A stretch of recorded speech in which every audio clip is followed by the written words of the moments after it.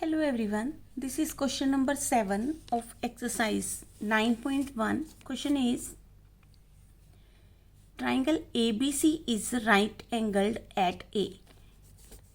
In figure 11.25. 11.25 figure ये है हमारी, इसमें हमें जो ट्राइंगल ABC दिया हुआ है वो एक राइट एंगल ट्राइंगल है. राइट एंगल मीन्स जहाँ पर 90 डिग्री का एंगल बनता है. एक एंगल 90 डिग्री का अगर एक ट्राइंगल में होता है तो वो राइट एंगल ट्राइंगल होता है. And AD is perpendicular to BC. अब ये जो BC बेस है इसका जो परपेंडिकुलर है वो AD है, परपेंडिकुलर टू BC. ठीक है, AD is perpendicular to BC and if AB is equal to 5 centimetre. अब ये AB इसमें 5 सेंटीमीटर दिया हुआ है और BC हमें 13 सेंटीमीटर दिया हुआ है and AC is equal to 12 centimetre और AC हमें 12 सेंटीमीटर दिया हुआ है. तो find the area of triangle ABC. तो हमें इस ट्राइंगल का एरिया फाइंड आउट करना है and also find the length of AD. और AD की हमें लेंथ भी जो है यहाँ पर नहीं दी हुई तो वो भी हमें फाइंड आउट करनी है. ठीक है, ये AD की जो लेंथ है ये भी आपको फाइंड आउट करनी है. करेक्ट. तो सबसे पहले तो हम area of triangle find out करते हैं. तो एरिया ऑफ ट्राइंगल, अब इसमें ये फिगर आपकी 11.25 है. तो अब इसमें हम एरिया ऑफ ट्राइंगल, अब ट्राइंगल के एरिया का क्या फॉर्मूला होता है? Half into base into height. यानी कि जो पैरेललोग्राम का एरिया होता है अगर हम उसका हाफ कर दें तो वो एरिया ऑफ ट्राइंगल होता है. करेक्ट. अब एरिया ऑफ ट्राइंगल निकालने के लिए हमें बेस चाहिए और हाइट चाहिए. तो अब हम चेक करेंगे कि इस ट्राइंगल में कौन सा हम बेस लें और कौन सी हम हाइट लें. तो लेट्स सपोज कि हम इसका जो बेस है वो 5 सेंटीमीटर ले लें. ठीक है, अब ये बेस है 5 सेंटीमीटर तो इसी पर हाइट होनी चाहिए. अब अगर हम ये, क्योंकि अगर हम BC बेस लेते हैं तो ये हाइट तो हमें पता ही नहीं, तो इसलिए हमें वो वाला बेस लेना होगा जिसके ऊपर हाइट भी हो. ठीक है, तो अब ये बेस अगर हम 5 सेंटीमीटर ले लें, चाहे आप 5 सेंटीमीटर ले लो चाहे आप 12 सेंटीमीटर मान लो बेस को, तो हम यहाँ पर बेस 5 सेंटीमीटर ले लेते हैं. तो ये देखो 90 डिग्री का एंगल बन रहा है और ये 90 डिग्री के एंगल पर जो हाइट होती है वो हमारी क्या होती है? हाइट ही होती है. तो 90 डिग्री का एंगल जहाँ पर होता है वो हाइट होती है आपकी. तो दैट मीन्स ये बेस हो गया और बेस पर ये वाली हाइट हो गई हमारी. ठीक है, तो हम यहाँ पर बेस की जगह लिखते हैं 5 सेंटीमीटर और हाइट लिख देते हैं 12 सेंटीमीटर. करेक्ट.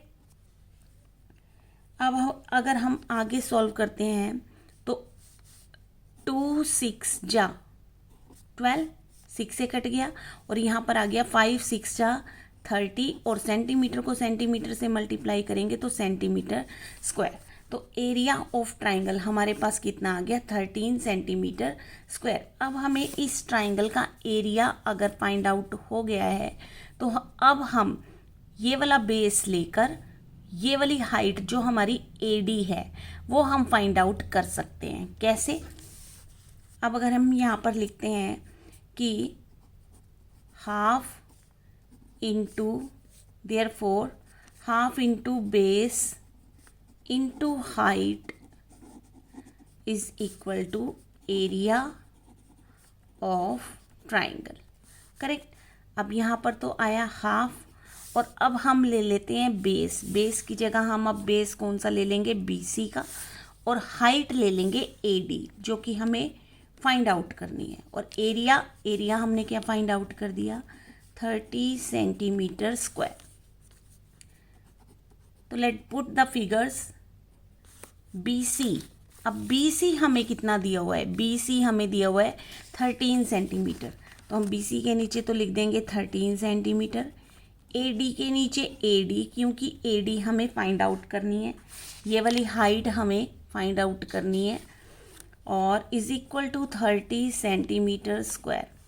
अब हम फिगर्स को ट्रांसपोज कर लेते हैं। तो ये AD जो है वो तो एज इट इज़ यहाँ पर रहेगा, तो इधर आएगा 30 और इधर जो डिवाइड में है वो मल्टीप्लाई हो जाएगी, यानी कि 2 से इधर मल्टीप्लाई कर देंगे और ये 13 मल्टीप्लाई में है तो इससे डिवाइड हो जाएगा।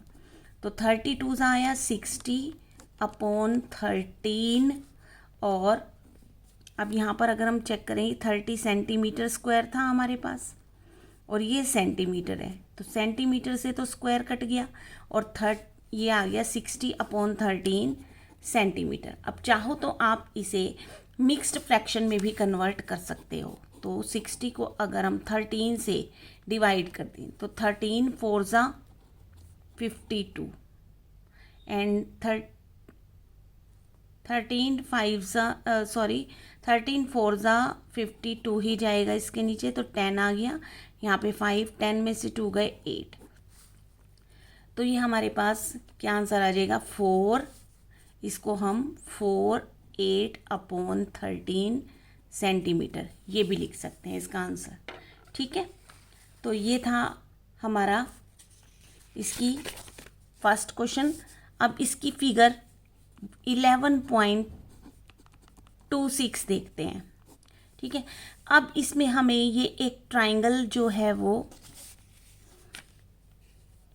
11.6 जो है वो आपका क्वेश्चन नंबर 8 की फिगर है। ये हमारी ये क्वेश्चन 8 है हमारा। 11.26 जो फिगर है वो इस क्वेश्चन की फिगर है। So triangle ABC is isosceles with AB is equal to AC is equal to 7.5 centimetre. तो ये जो ट्राइंगल ABC है ये एक आइसोसेलेस ट्राइंगल है। आइसोसेलेस ट्राइंगल कौन सा होता है? जिसकी 2 साइड्स इक्वल होती हैं। तो यहाँ पर अगर हम देखें ये वाली साइड और ये वाली साइड, ये 2 इक्वल साइड्स हैं, तो दैट मीन्स ये आइसोसेलेस ट्राइंगल है। अब इसमें हमें ये AB और इक्वल साइड 7.5 सेंटीमीटर दी हुई है, BC हमें 9 सेंटीमीटर दी हुई है। Height AD from A to BC, A से BC पर जो हाइट पड़ रही है AD वो हमें दी हुई है 6 सेंटीमीटर।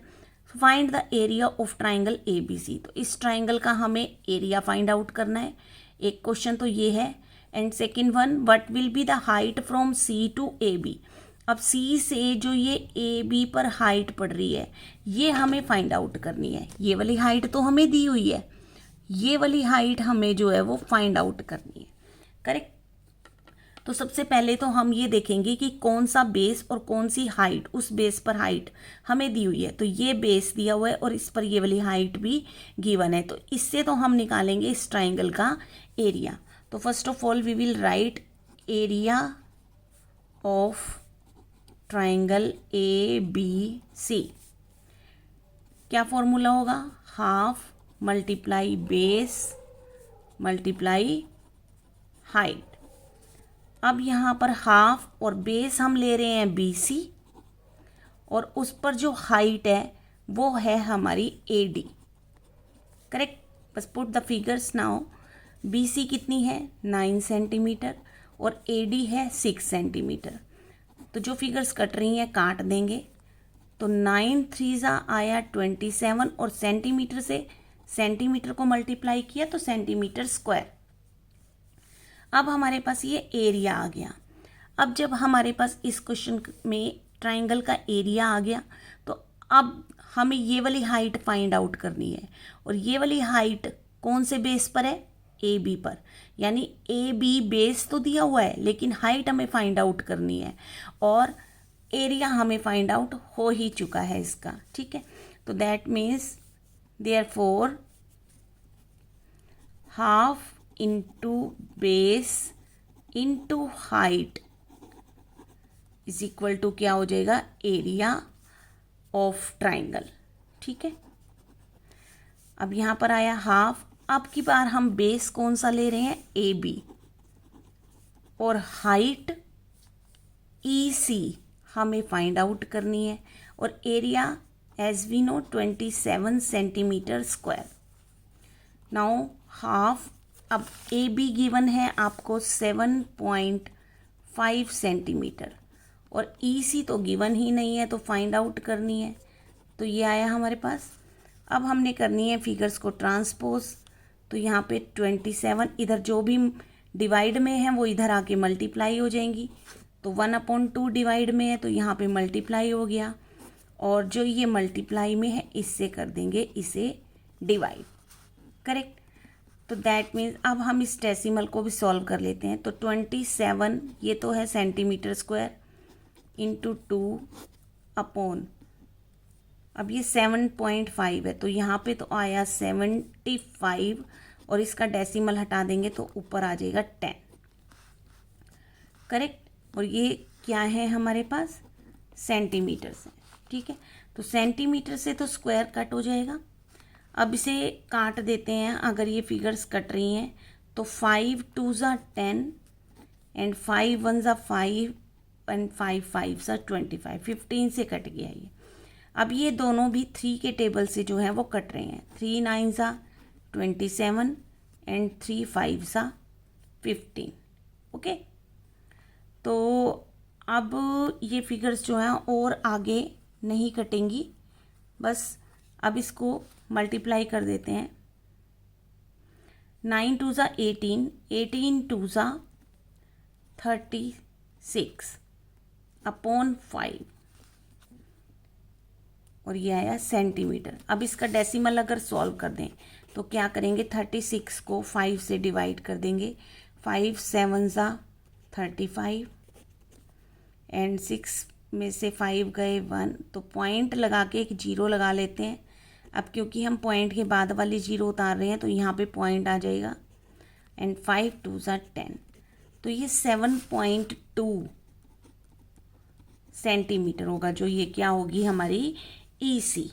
तो यहाँ पर हमारे को एरिया भी पता चल गया 27 सेंटीमीटर स्क्वायर, और EC की लेंथ कितनी आ गई, 7.2 सेंटीमीटर। करेक्ट।